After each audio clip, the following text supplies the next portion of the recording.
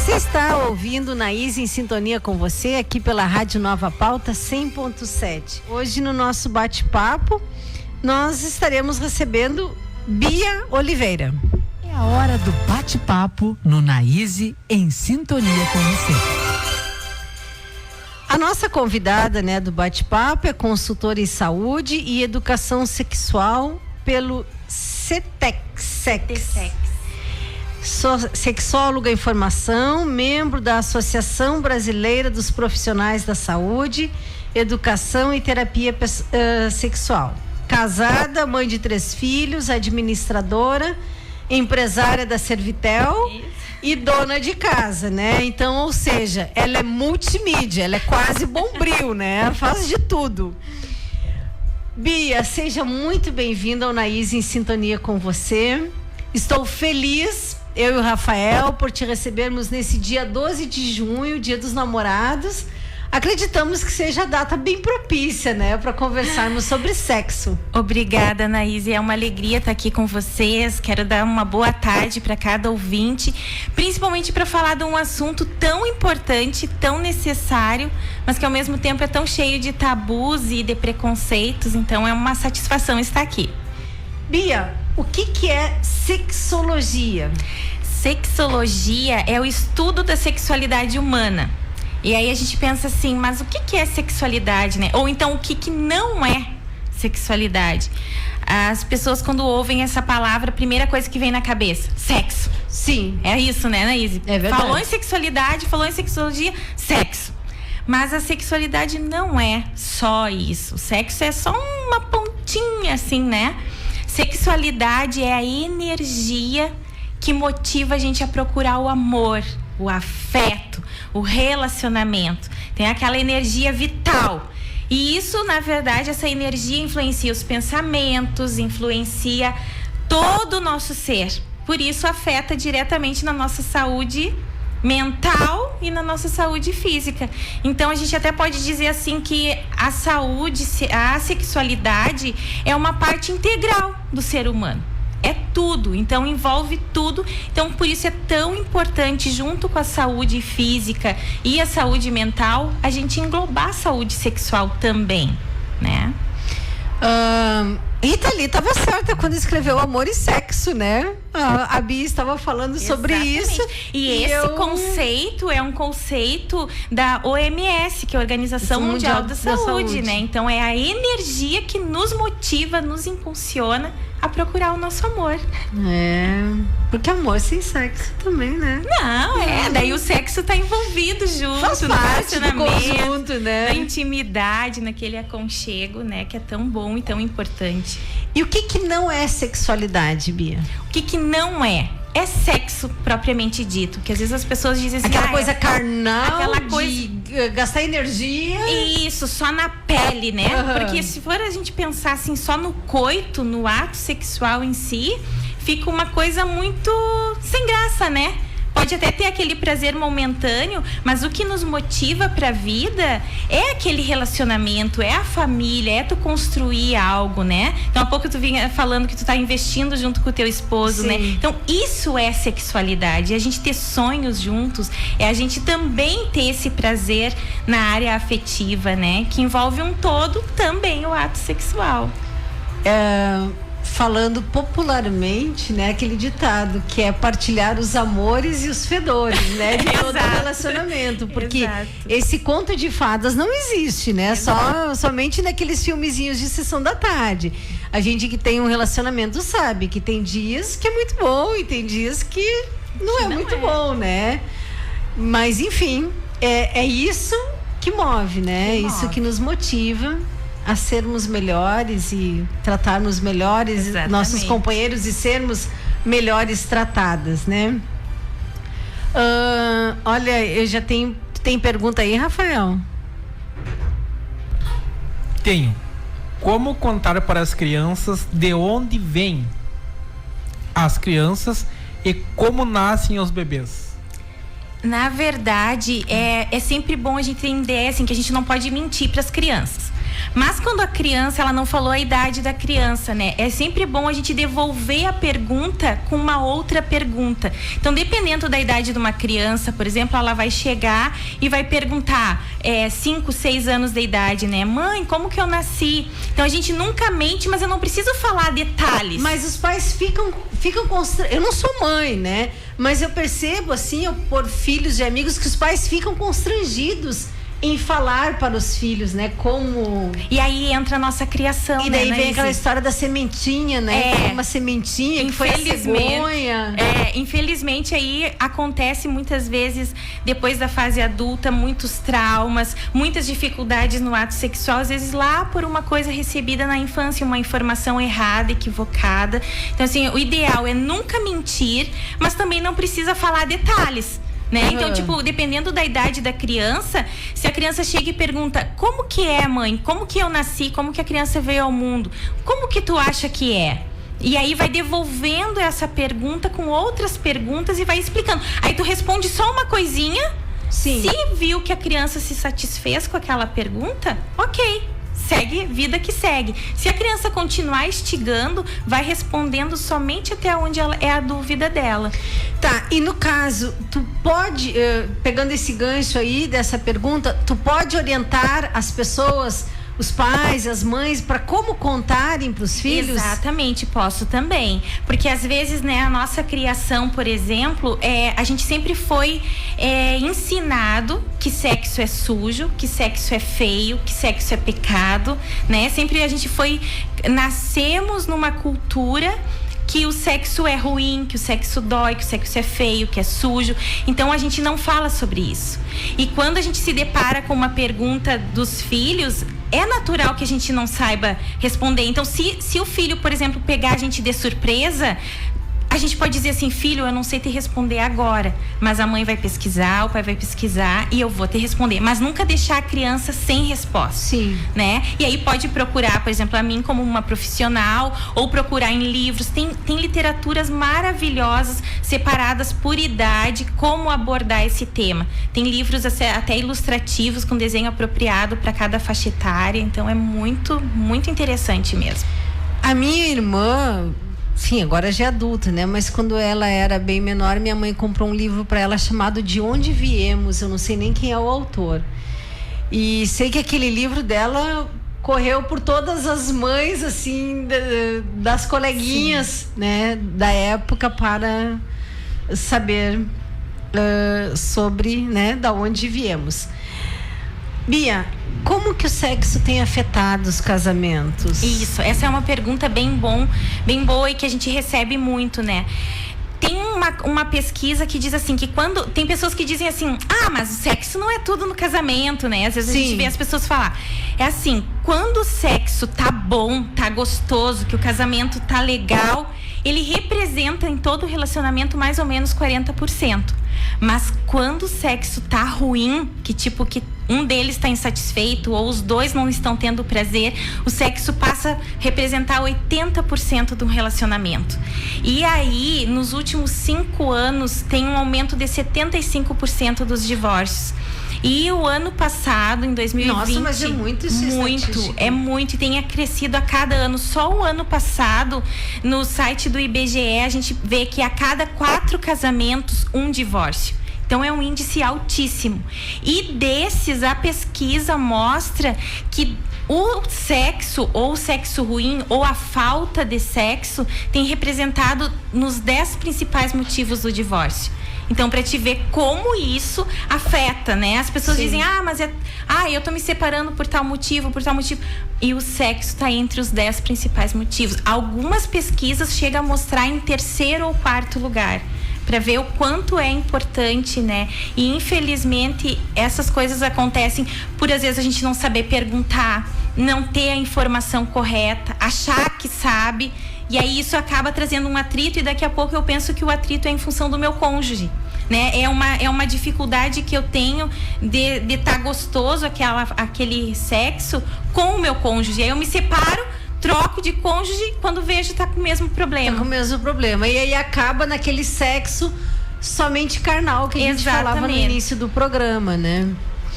E o que pode acontecer também é uma das pessoas se sentir culpada. Exatamente. Né? Colocar essa culpa para si. Só que a gente tem que ter noção, Naíse, que o sexo não é feito por uma pessoa. O sexo são duas pessoas. Então, o problema, quando ele existe nos dois. E o legal é que tudo tem solução. E a solução vai partir dos dois também. Dos dois, né? Então, às vezes até a gente vê assim um índice maior de mulheres procurando ajuda. Mas o homem, ele também vai fazer parte dessa solução. Mas eu acho que as mulheres são mais abertas para essa questão de buscar ajudas, né? Isso. Porque os homens são mais tímidos. Eles, além de mais tímidos, acho que não seria o correto, mas eles são mais resistentes até porque tem aquela questão do machismo, né? Imagina eu procurar ajuda, eu dizer que não tô fazendo legal o sexo, ou achar que eu procurar ajuda porque a minha parceira não tá satisfeita comigo, né? Então há um preconceito muito grande, um medo, né? Muito grande nisso. Exatamente.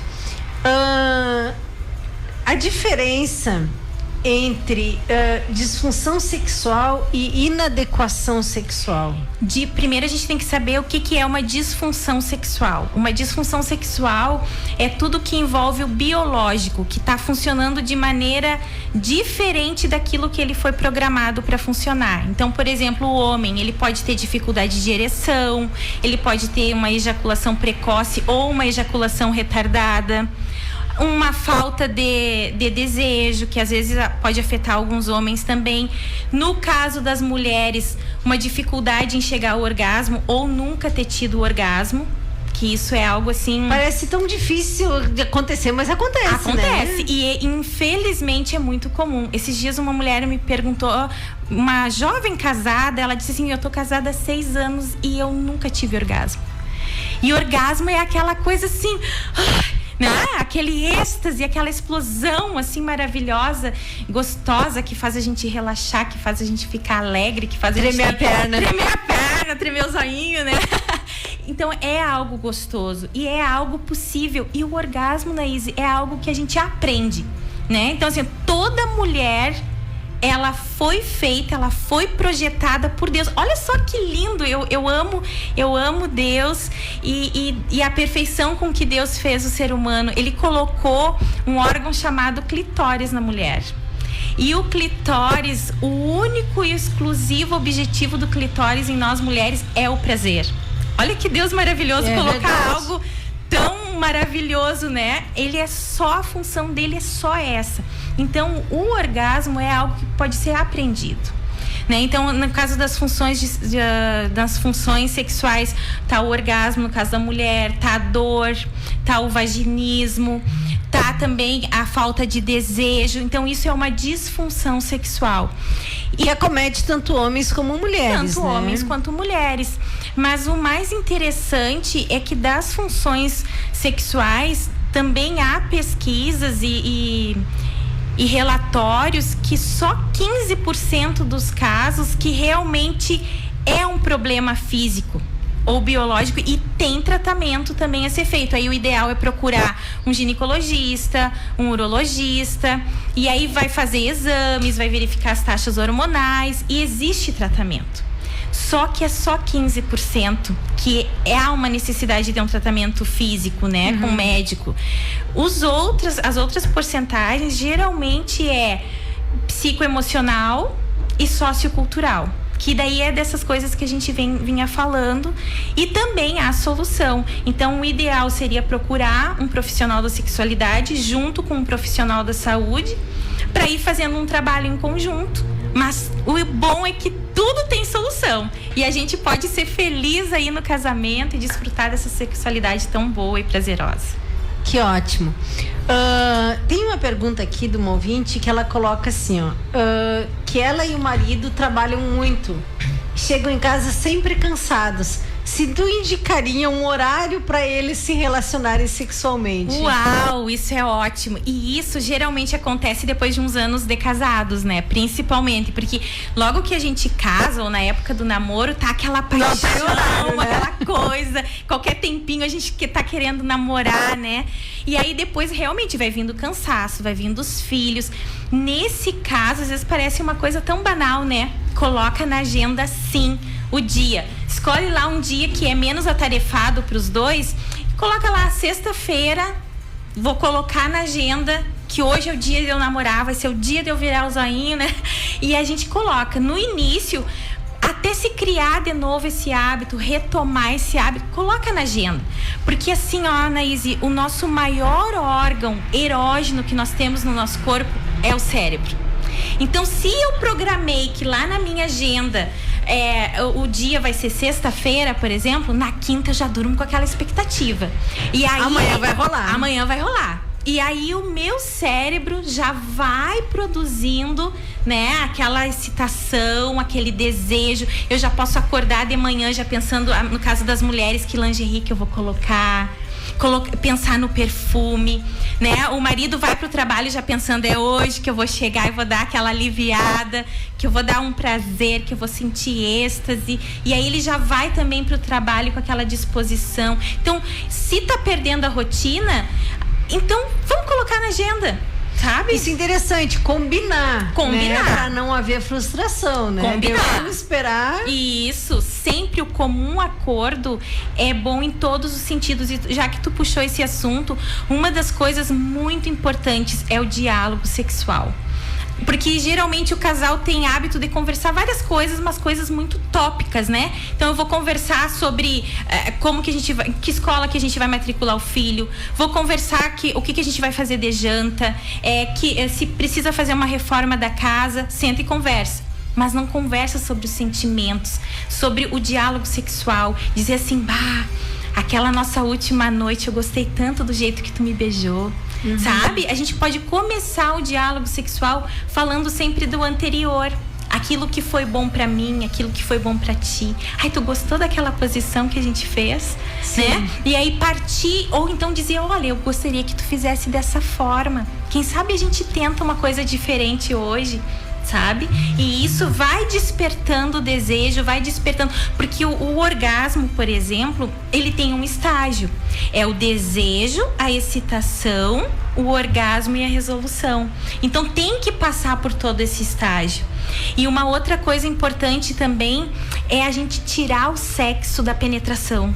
Pensar só pênis, vagina, sabe? Sim. Tirar isso da nossa mente. Aproveitar todo o processo de excitação. Então, por exemplo, nesse caso... É o antes, o durante e o depois. Então, por exemplo, nesse caso ali, desse casal que tá querendo agendar o dia, então já começa o desejo lá na noite anterior, lá pela manhã, preparando, sabe? Escolher a lingerie, preparar o local, escolher uma música legal, sabe? Se tem criança pequena, o que a gente vai fazer com as crianças? Vamos botar dormir mais cedo? Vamos mandar pra avó?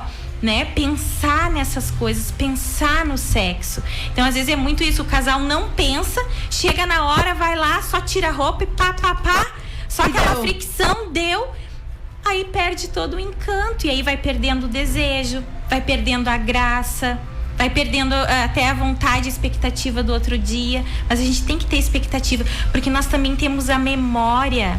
A nossa memória vai gravando sempre a tendência do outro. Então, se hoje eu tive um ato sexual gostoso, a minha memória é que a próxima vai ser, né, assim ou melhor. Então, ou melhor, né? Exatamente. Quais os principais motivos para procurar um profissional da sexualidade? Os principais motivos é esse, né? Então, assim, ou é com alguma disfunção, que eu tô apresentando alguma queixa, ou então, assim, eu tô feliz, eu amo o meu esposo, mas eu quero aprender algo mais. né? Eu quero fazer alguma coisa diferente. Ou então, eu vou ter a minha primeira relação, eu tô insegura, como que vai ser? Então a gente pode fazer agora mesmo, um casal de noivos me procurou, a gente vai casar no final do ano, a gente faz um atendimento pré-nupcial, a gente pode atender primeiro a noiva, depois o noivo, atende os dois juntos. Então essas dificuldades, assim, porque se, por exemplo, principalmente adolescente ou jovem, né, vai ter a primeira relação, tenho vergonha de falar pra mãe, tenho vergonha de falar pro pai, aí eu vou pra internet. Ou na melhor amiga, a melhor amiga também não sabe como orientar. Falam, ou então eles vão pra internet e infelizmente na internet vai cair na pornografia, certo, vai cair na prostituição, vai cair em muita informação inadequada. Então isso é bastante ruim e traz bastante malefícios, né? Então isso e daí ali a gente falou em inadequação também, eu não respondi, né? A inadequação sexual por exemplo, quando eu não tenho nenhuma queixa específica, como relacionei nas disfunções, mas eu tô inadequada com o meu esposo. Por exemplo, o esposo quer uma vez por semana, mas a mulher só quer uma vez por mês. Então a gente não tem nenhuma disfunção, mas eu tô inadequada com ele, né? Ou então ele quer um tipo de posição que eu não gosto, me faz ruim e eu quero do outro jeito, então eu estou inadequada. E geralmente essa inadequação é só falta de conhecimento. Porque infelizmente eu tenho colocado desde o início de junho todo dia uma dica pro Dia dos Namorados, né? Quem quiser me acompanhar, Bia Oliveira no Face e no Instagram, todos os dias uma dica, e eu sempre faço uma enquete sobre aquela dica que eu dei. E é impressionante assim como as pessoas não se conhecem. Então, eu coloquei um dia sobre se as mulheres se conhecem e tocam a sua vulva. Uma grande maioria não conhece a sua genitália. Né? Então isso é uma das coisas que pode trazer a inadequação, pode trazer a disfunção. E até assim as pessoas não se tocam, não conhecem o seu corpo, têm vergonha de fazer isso, conforme tu relatava no início do programa, né? Pelos tabus que foram colocados na nossa cabeça, essas crenças que a gente traz. Infelizmente, por exemplo, se tu pega, né, uma criança lá que ela tá na fase de descoberta, ela tem lá 3, 4 aninhos e é natural a criança descobrir a genitália. Aí a primeira coisa que a mãe faz, não bota a mão aí. Isso é feio. Isso é feio, né? E na verdade a criança não tá se masturbando, ela tá se conhecendo. E a gente vai criando aquilo ali que é errado, que é errado, que é errado, que é pecado, que é feio. E aí vem depois pra vida adulta, pra nossa sexualidade com esse monte de problemas, né?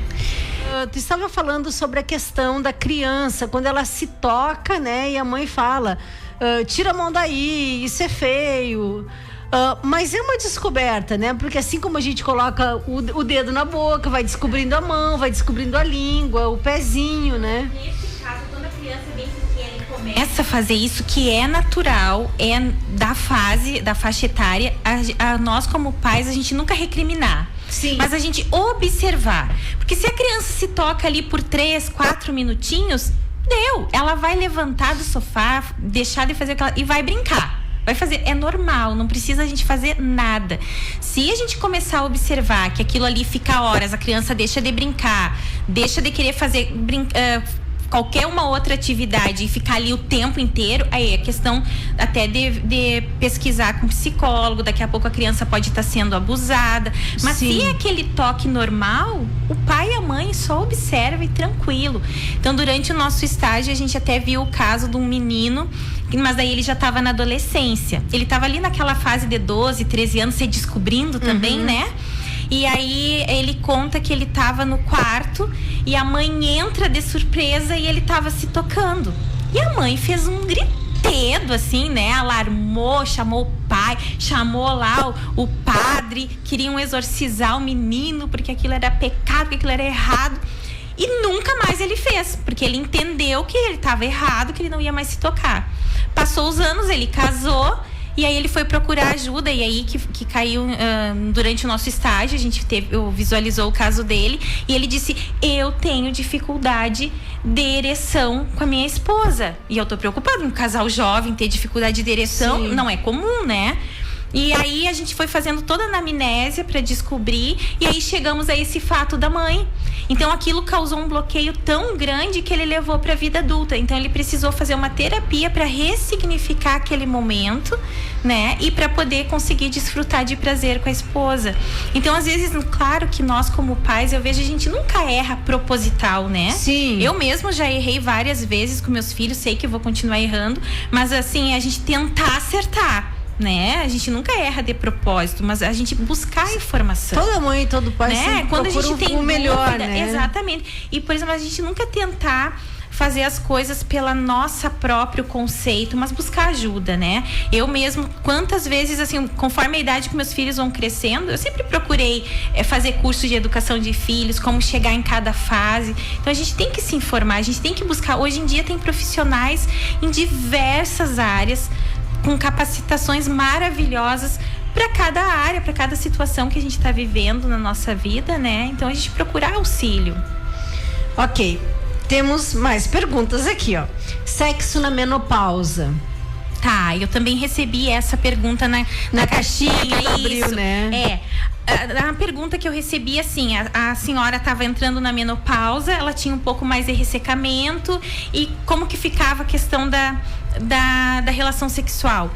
A menopausa, a primeira coisa, quando a gente pensa nessa palavra, também de acordo com os mitos e tabus que a gente foi sendo inserido, né, no decorrer dos anos da sociedade, o que é a primeira coisa que a gente pensa? Acabou tua vida sexual. Acabou, e é dor. E que a mulher vai ficar ressecada e vai sentir dor, e o sexo acabou. Exato. Né? Essa é a primeira coisa, assim, pensou em menopausa, agora vai começar a me doer, agora eu vou ficar toda seca, toda frígida, e aí eu não vou ter mais relação sexual, é a primeira coisa. Mas é aí aquilo que eu te disse, o nosso maior órgão erógeno é o cérebro. Então tudo começa, é claro que na menopausa há uma diminuição de hormônios, então aquele desejo que daqui a pouco era bem frequente, ele vai ter uma diminuição, é natural em função dos hormônios.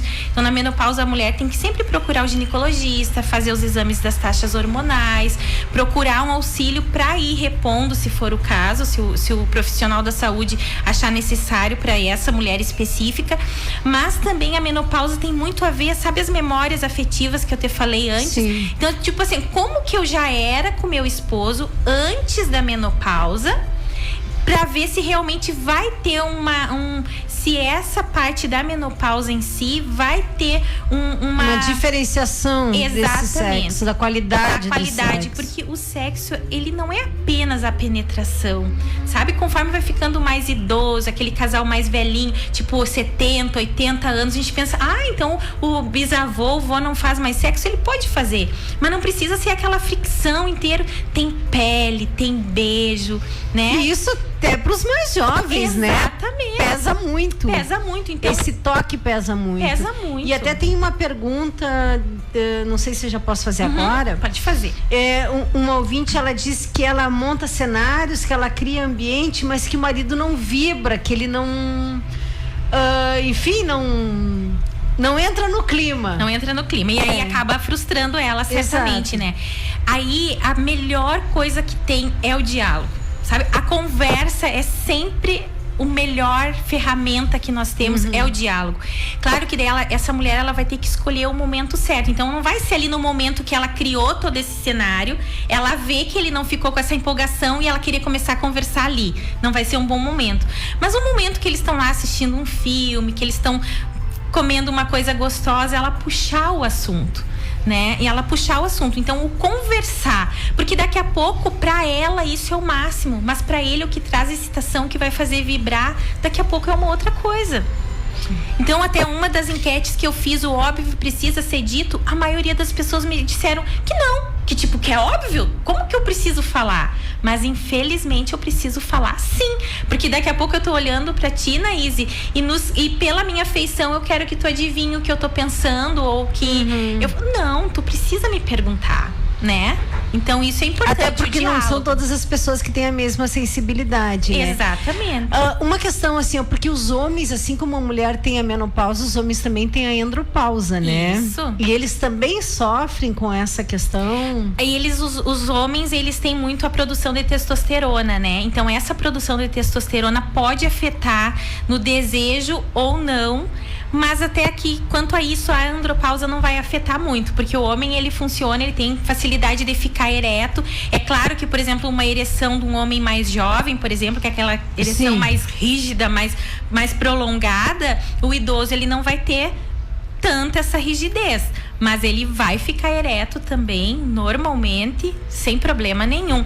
E uma coisa importante dessa mulher, então, o diálogo e tentar descobrir a linguagem de amor do cônjuge. Tem um autor, o Gary Chapman, que ele é um psicólogo, que ele diz que entre tantas multiformas de amor, ele separa em 5, né? Que é assim, que as mais frequentes do ser humano, as linguagens de amor, que é toque, palavras de afirmação, presente, tempo de qualidade, e sempre tem uma que eu esqueço, porque não é a minha, que eu esqueço. E aí, tentar descobrir o que o esposo gosta. Daqui a pouco ela prepara todo esse cenário, porque pensando que é mais visual, mais pra ela. E daqui a pouco ele só queria mais cheiro, mais toque. Ou daqui a pouco ele queria tomar um chimarrão mais tempo com ela sozinha. Então ela tentar descobrir aquilo que desperta nele o desejo. E ela vai conseguir isso como? Conversando, né? Se mesmo durante a fala, durante a conversa, ela não conseguir descobrir, eu acho que ela também tem que ser aberta para falar, sabe? Dizer assim, ó, falar dos sentimentos. Então, assim, ó, meu querido amor, eu tô me sentindo frustrada porque eu preparo tudo isso para nós. O que tu gostaria? Eu gostaria que eu também sentisse prazer, né? E tentar ouvir dele, porque isso também faz parte do relacionamento, o diálogo, a conversa. Ok, tem mais perguntas ainda. Tu tem pergunta aí, Rafael? Não? Como ter um sexo de qualidade depois que meu marido me traiu? Isso pesada, é bem né? Pesada. Primeira coisa, se vocês decidiram ficar juntos, tem que ver se ela decidiu ficar junto. Às vezes por um status, por uma necessidade, ou porque ela realmente ama e decidiu perdoar. Porque perdão é aquilo assim, ó, eu vou te perdoar. Significa que não é esquecer, né? Que às vezes as pessoas pensam, perdão é igual esquecimento. Não, eu não vou esquecer, mas eu não vou mais tocar no assunto.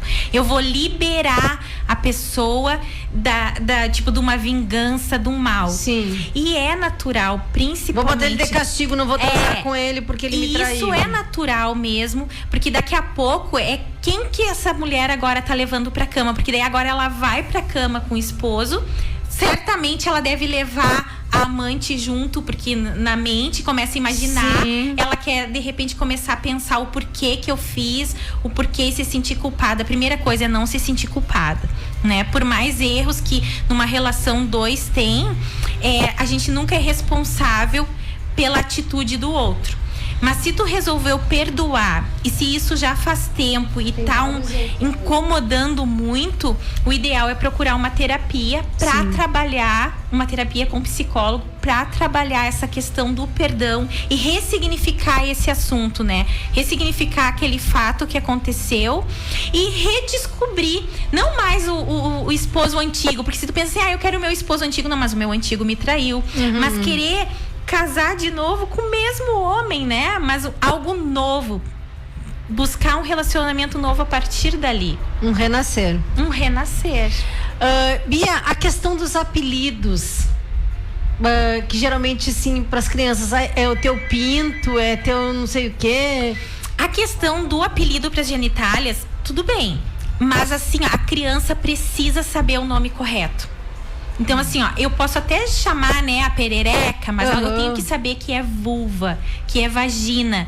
Porque no caso até de um abuso sexual, se a criança souber o nome correto, vai ser mais fácil de evitar que isso aconteça. Então não tem problema, né? Cada família tem o seu sistema, tem o seu apelido. Cada um tem seus arranjos, mas eu né? preciso falar. Porque quando eu falo o nome correto para a criança, a questão da higiene, também a maneira correta de fazer. Então é importante a criança saber o nome certinho. Ai, Bia, a gente chegou, né, na finaleira do programa. Eu posso só responder uma pergunta bem rapidinho? Deve. Que me pediram para eu falar sobre pompoarismo. Pompoarismo pompoarismo é a ginástica íntima. Então, assim como eu pego e vou na academia, eu nunca tinha ouvido falar nisso, Rafael. Faço uma musculação pro braço, pra perna, para fortalecer. Então, é a ginástica para fortalecer a região pélvica. E isso é benéfico tanto para homem quanto para mulher. Às vezes a gente ouve falar na ginástica íntima só para mulheres, mas para o homem também. Então, é eu fazer aquele famoso contrai e solta, que vai fortalecer. Pode fazer até no Pilates, né? Pode fazer no Pilates, posso fazer em casa, posso fazer sentada aqui como eu tô, em pé, lavando a louça, assistindo TV. Então, o contrair, o relaxar, é tipo assim, é como se quando a gente tem que segurar o xixi, que tu solta um pouquinho e dá uma segurada, ou quando tá com vontade de fazer cocô e daí não dá ali daquela segurada. Então, o contrair é isso aí. É como se fosse segurar o xixi ou o cocô, segura e solta. Né? E daí dá pra fazer 30, 40 vezes por dia. Só que o pompoarismo, antes da gente começar a fazer esse fortalecimento da região íntima, a gente tem que procurar um ginecologista, um fisioterapeuta pélvico, que ele vai fazer um exame e ver se o meu corpo tá adequado para começar a fazer aquele exercício. Mas eu vou exercitar e a gente nota a diferença depois de 15 dias fazendo regular. A gente já tira uma foto do antes e depois, a gente vê que a região ali tá mais fortalecida. Tá, e faz assim, quantos minutos assim cada tipo vez? Assim, se tu pode fazer umas 30, 40 vezes por dia, dá 20 e poucos minutos, 30 minutos por dia. Mas tipo, tu tá aqui, tu tá trabalhando, tu tá fazendo, né? Tu tá na fila do banco, tá fazendo. Faz sentada, faz em pé. É muito bom fortalecer a região. Valeu a dica. Bia, gratidão, minha querida, eu que por fico tu estar feliz, conosco, né? Nessa tarde. Muito obrigada por tu disponibilizar o teu tempo para vir aqui, para orientar nossos ouvintes. E a gente espera que numa outra ocasião tu retorne. Se Deus quiser, vamos ver um tema aí, acho né? que ficou mais coisas aí para trás, né? O pessoal querendo participar. Eu agradeço. Então, quem ainda não me seguia lá no Face e no Instagram, por favor, né? Vá lá, ajude, comente, mande a sua pergunta. E a partir do dia 17 agora eu vou estar com atendimento clínico na Clínica Equilibre também. Onde é que fica aí? Equilibre fica na Doutor Rivota, bem atrás do QG. Do QG. Isso. Daí eu tô atendendo, a princípio vai ser uma vez por semana, todas as quintas. Mas aí, conforme for a necessidade, a gente aumenta os dias. Perfeito, então.